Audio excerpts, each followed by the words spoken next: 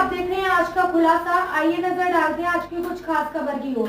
कैराना के भाजपा सांसद प्रदीप चौधरी ने प्रेस वार्ता करते हुए बताया कि अमृतकाल का पहला बजट 2023-24 का एक लोक कल्याणकारी बजट है। वह गांव भरियों, किसानों, पीड़ितों, शोषितों, वंचितों, दिव्यांगजनों, आर्थिक रूप से पिछड़े या मध्यम वर्ग के लोगों को सशक्त और सक्षम बनाने वाला बजट है। यह काम विकास, कृषि विकास, श्रमिक कल्याण, इंफ्रास्ट्रक्चर डेवलपमेंट, डिजिटल इंफ्रास्ट्रक्चर, पूर्वोत्तर एवं पहाड़ी क्षेत्रों सहित पूरे देश के समग्र विकास को समर्पित करते हैं। यह भारतीय प्रधानमंत्री नरेंद्र मोदी जी के नेतृत्व में केंद्र की भारतीय जनता पार्टी सरकार द्वारा देश के नागरिकों को सामाजिक न्याय, समानता, सम्मान और समान अवसर उपलब्ध कराने वाला बजट है। देश का 75वां आम बजट ऑफ लिविंग को बढ़ाने पर जोर देने वाला बजट है। यह दुनिया में सबसे तेज गति से देश को विकास की राह दिखाने वाला और भारत को सुपर इकोनॉमी पावर बनाने वाला बजट है। निश्चित रूप से हमारे जनपद शामली प्रथम स्थान हासिल करता रहा है। बहुत उन्नतशील किसान यहाँ पर अपनी फसल को उगाने का काम करते रहे हैं। उसी को लेकर के सरकार ने किसानों के हित में बड़े निर्णय लेने का काम किया है और मैं समझता हूं कि जहां तक पेमेंट की बात है, निश्चित रूप से पेमेंट एक मूल्य घोषित प्राथमिक रूप से सरकार का उद्देश्य, सरकार का लक्ष्य मुख्यतः इस बात पर है, फोकस है कि पहले किसान का जो घोषित मूल्य है वो समय पर मिलना शुरू हो जाए। उसी के लिए सरकार फोकस करते हुए काम कर रही है और मैं समझता हूं कि उसके लिए पूरे प्रदेश के अंदर ऑल ओवर प्रदेश देखें तो मैं समझता हूं कि गन्ने के भुगतान के लिए कहीं कोई बहुत बड़ी समस्या नहीं है। छोड़ करके इन 2-3 शुगर मिलों को, इनका भी पहले की सरकारों का अगर कंपैरिजन आप करेंगे 2-2, 3-3 सालों का बकाया रहता था, लेकिन इस वर्ष में हमारी सरकार ने इस पर बहुत गंभीरता से काम किया है और पिछले सालों का लगभग एक शुगर मिल ने तो यहाँ से पूरा कर दिया, 100% कर दिया, एक का 99% हो चुका, एक का 95% हो चुका।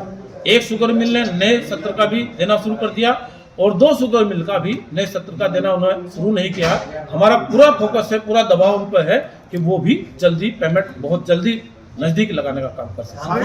@100 के जरिए दुनिया भर में मजबूती देने का काम किया जाएगा। महिलाओं के लिए 80 लाख सेल्फ हेल्प ग्रुप जो काम कर रहे हैं वो आप लोगों की सभी की जानकारी में पूर्व से भी हैं और इसी प्रकार से PM विश्वकर्मा कौशल सम्मान योजना, क्राफ्ट और ट्रेडिशन काम करने वाले लोगों के लिए आर्ट और हैंडीक्राफ्ट में योगदान देने का काम किया जा रहा है।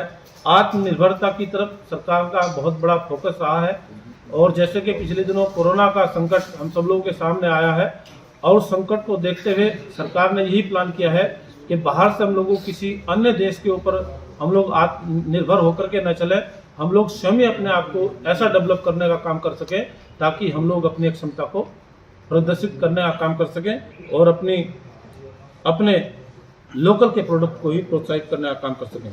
वंचितों को वरीयता देना हमारी सरकार की प्राथमिकता रही है। रोजगार के अवसर कैसे बढ़ सके इसको प्राथमिकता देने का काम किया गया है। फाइनेंस के क्षेत्र में बड़े ऐलान करने का काम सरकार के द्वारा किया गया है। मिशन कर्मयोगी के तहत प्लेटफॉर्म लॉन्च किए जाएंगे। कर्मचारियों को स्किल के रूप में बढ़ावा देने का काम किया जाएगा। इसी प्रकार से ग्रीन ग्रोथ पर सरकार का फोकस रहेगा। टूरिज्म को के सेक्टर में विदेशी टूरिस्ट यहाँ आए और उनको बेहतर व्यवस्थाएं मिले, ठीक प्रकार से वो अपने टूर का पालन करने का काम कर सकें, बेहतर यहाँ से फीडबैक लेने का काम वो कर सकें। ऐसी योजना के तहत सरकार ने काम किया है। युवाओं के लिए सरकार का मुख्य फोकस रहा है, उसी को ध्यान में रखते हुए सरकार ने काम किया है।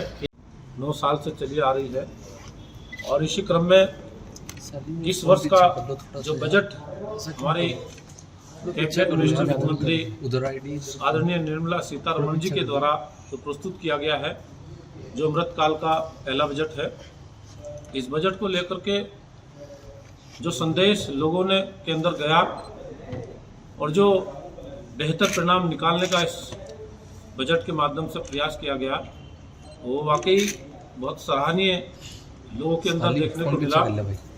विपक्ष के लोग भी इसकी आलोचना ठीक प्रकार से नहीं कर पाए और मैं समझता हूँ कि सभी के भले के लिए, सभी के उत्थान के लिए सभी को समायोजित करते हुए इस बजट का ऐलान करने का काम किया गया है। तो मैं समझता हूँ किसी भी वर्ग को इसमें छोड़ा नहीं गया। महिलाओं के लिए भी, किसानों के लिए भी, व्यापारियों के लिए भी, नौजवानों के लिए भी, खेल के लिए भी, सभी सेक्टर को ध्यान में रखते हुए इस बजट का ऐलान किया गया है। और मैं समझता हूँ कि आप सब लोग अपनी लेखनी के माध्यम से जिस प्रकार से लेखन का काम करते हैं और मीडिया के माध्यम से, इलेक्ट्रॉनिक मीडिया और प्रिंट मीडिया के माध्यम से